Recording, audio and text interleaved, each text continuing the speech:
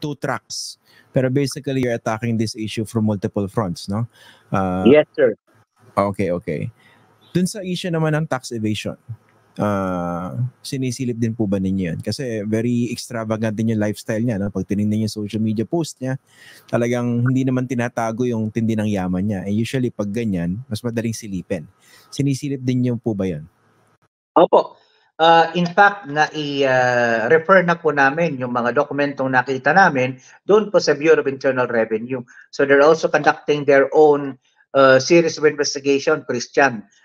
Yung kanilang investigasyon ay nakasentro sa apat.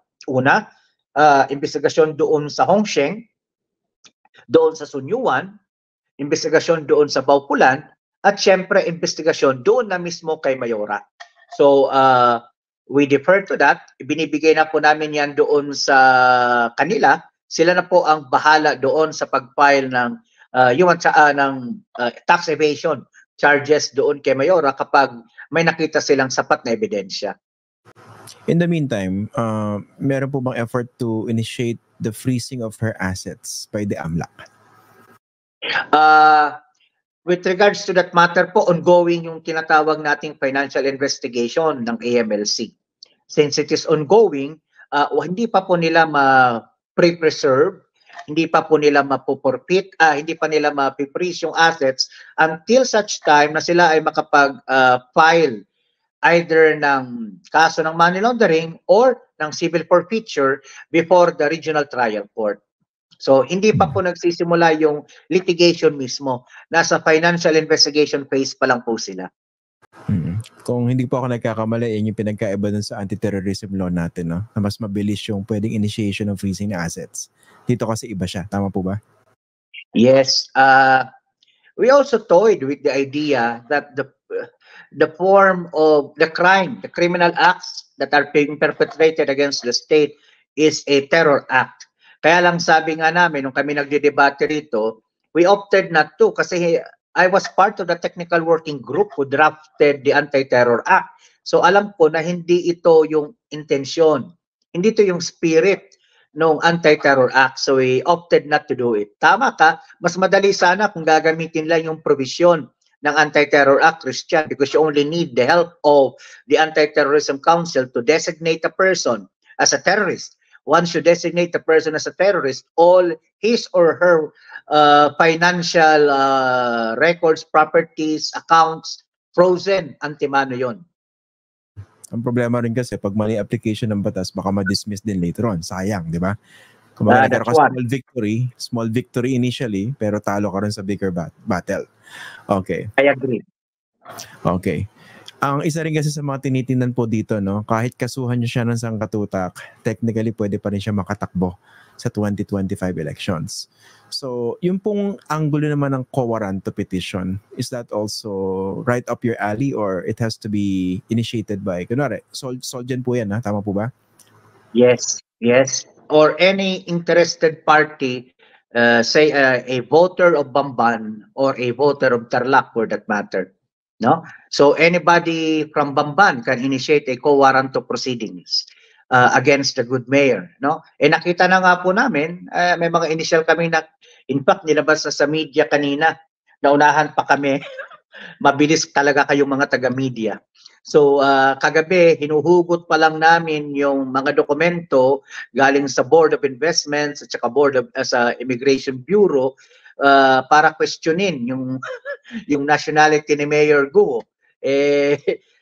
Pinag-uusapan pa lang namin, 40 minutes na ahead na pala may isang online platform na nakapaglabas nung di umano ay passport at saka special investors residency visa ni Miss Alice Guo. So, in the next few days, probably by Friday, may kakasan na rin yung quo warranto proceedings against the mayor. Okay. So sabay-sabay yan. So kaya pala ang nabanggit niya yata in previous interviews, hindi yung ginamit yung term na uulin na ng kaso, no? Pero maraming kaso na isasampa sa kanya. Accrued. Okay. So kasama pala yung quo warranto. Actually, nirelease din kasi ni Senator Sherwin Gatchalian yung dokumento. Diba? Suspecting na si Alice Guo, ang totoong identity niya is Guo Hua Ping. So, sa findings nyo, Mukha ito ba siya talaga? Na dumating Yes, dito sir. noong Opo. 2003? Can you talk about it? Yes. Nakuha namin yung dokumento ilang oras kagabi na hinahanap na po namin yung dokumento. We were able to get leads already last night that this particular person maybe Mayor Alice Guo. Tapos nakuha ho namin kanina yung yung document, yung actual facsimile ng document. Natulog lang kami ng mga boss namin. Umidip lang kami ngayong hapon, pagdilat ng mga mata namin sa pagod namin, nandun na pala sa isang online streaming platform. Kaya wala na kaming choice kundi hayaan nang lumabas yan sa publiko. Kasi yung tinatago namin nailabas na. But then again, yeah, the document was sourced by our intelligence operatives. So PAOK pala ang tumarabaho rito. So yun nga, mukhang siya to. Most likely. That's her. That's her. Okay. Kung siya to, edi ano implication nito? Kasi kiniklaim niya, lumaki po ako sa farm, tinuruan siya ni Teacher Rubilin. So ibig sabihin lahat yun katang kwento. Pwede namang lumaki siya sa farm, pero magmula ng edad 13 pataas. So kaya nga hindi may palawanag ng dakilang mayora yung 0 to 13 years old niya. Wala siyang rekoleksyon sa Pilipinas sa farm nung tinatanong siya ni Senadora Legarda. Okay, be spontaneous about your stories. Wala siyang may pakita. 4 years old, 5 years old, wala. Because she could not come up with a story about her life in the farm from 12 years old below. Sapagkat dumating siya sa Pilipinas, ayon sa dokumento, 13 years old na po siya. Under a SIRV, Special Investment Resident Visa. Okay, can you elaborate on this? Ano ba yung ibig sabihin itong Special Investor Resident Visa? Sino usually nabibigyan nito? Usually, yung mga foreign nationals are able to invest X amount of money. I could not recall from the top of my head kung magkano dapat yung investment mo.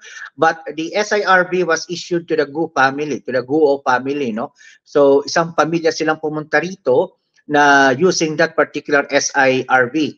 That is a visa granted by the Bureau of Investments in cooperation with the Bureau of Immigration, a Board of Investments. The Board of Investments together with the Bureau of Immigration. So a certification from the BOI would suffice that if they have brought in X amount of money to set up this particular investment, this particular business, at pag na-justify na po yun, na-certify na yun ng BOI, then the Immigration Bureau can issue that particular SIRV. No? So 13 years old, kung titinan ninyo.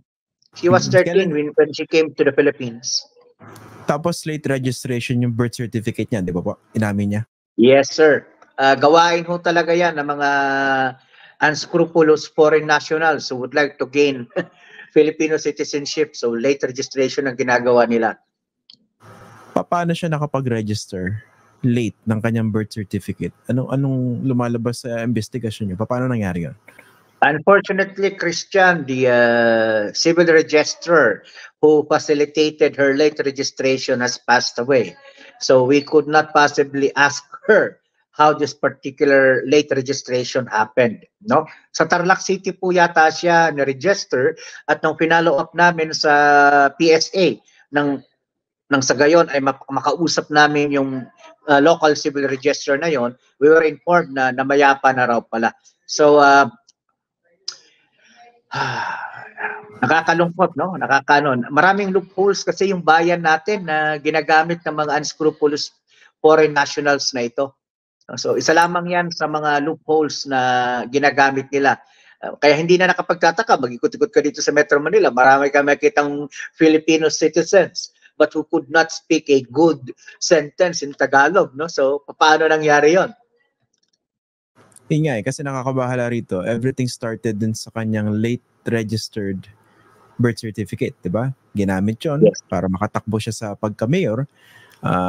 Pero it turns out, napaka-dubious pala talaga. Ito, for instance, dito sa dokumento binabanggit nyo, no? Itong sa SIRV. May sabi lumalabas dito, Chinese siya. Yes. Look at her place of birth, Fujian province. look at who is her mother, Lee Wen-hee. No, yung pinangalanan din ni Senator Gatchalian. No? Then of course, she admitted naman that her father is, I forgot the Chinese name of the father, but if that is the case, she doesn't have a drop of Filipino blood in her. So that experience, kaya wala siya maipaliwanag tungkol sa kanyang childhood. Pati mga kapitbahay niya, hindi niya babanggit, di ba? Tama po ba? Except Teacher Robilin. Oo, Whoever Teacher Robilin may be.